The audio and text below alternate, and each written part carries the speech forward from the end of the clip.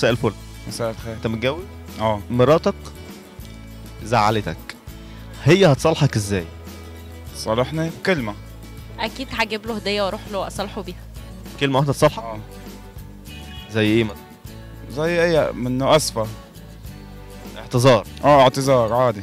حتى من غير ما اعتذر هو دايما بيبادر انه يصالحني، حتى لو كان هو، حتى لو كنت انا الغلطانه بحقه.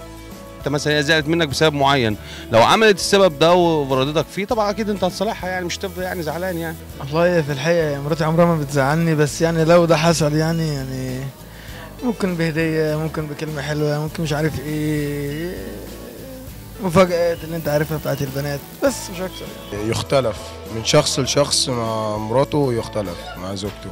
ما بزعلش جوزي. ما بزعلهوش انا. في ناس قالت في حلويات. لا انا مش بتاع الحلويات.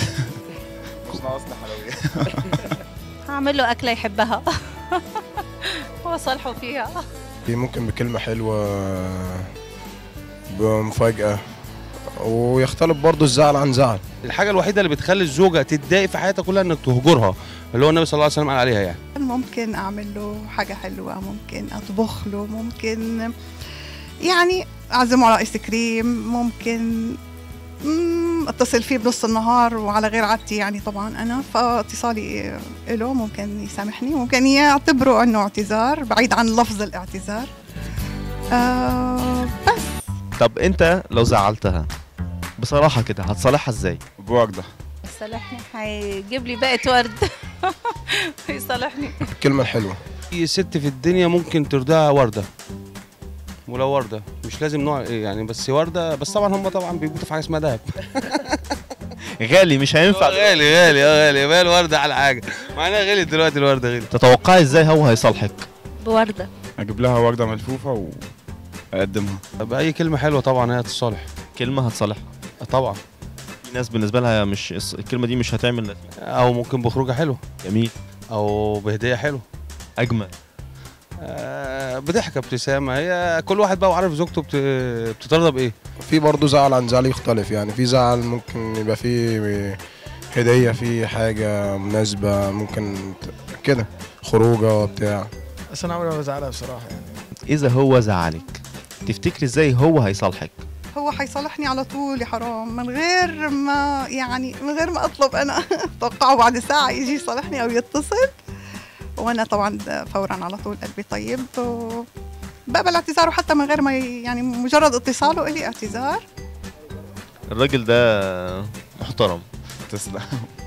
طبيعة الست عموما بتحب الكلمة الحلوة وبتحب الابتسامة الجميلة، وهم طبيعتهم أصلا يعني غير طبع الرجالة، يعني هم إن الست عموما بترضيها أي حاجة، بس أهم حاجة تكون هي يعني بعيدة بقى عن أي شكوك أو عن أي حاجة تانية، يعني ممكن أي حاجة ترضى بيها إلا مثلا هو عارف واحدة والكلام من ده. ما بيكملش 10 دقايق لازم اصالحها، لازم اصالحها بعد 10 دقايق. ما شاء الله، دي حاجه جميله يعني. جميله طبعا. بس ربنا يديم الموده والحب. اللهم امين يا رب. يعني هيعتذر بطريقة غير مباشر يعني كده. او بيجيب لي شوكولا، وانا بحب الشوكولا كتير. هو هيصالحك؟ اكيد. هي من غير زعل انا بجيب لها وردة عادي يعني، بس انا عامل حساب لو زعلتها اجيب لها وردة. اذا حضرتك مثلا ما شفتيش الرد الفعل ده هتعملي ايه؟ ولا حاجة، هاخد جنبه واقعد بس. مش هتقولي له انا يعني عايزك تصالحني اهو؟ لو انا غلطانة انا اللي هروح له واصالحه، لو هو اللي غلطان برضه انا هروح له واصالحه عشان انا بحبه. انا بجيب الوردة عشان هي بتحب الورد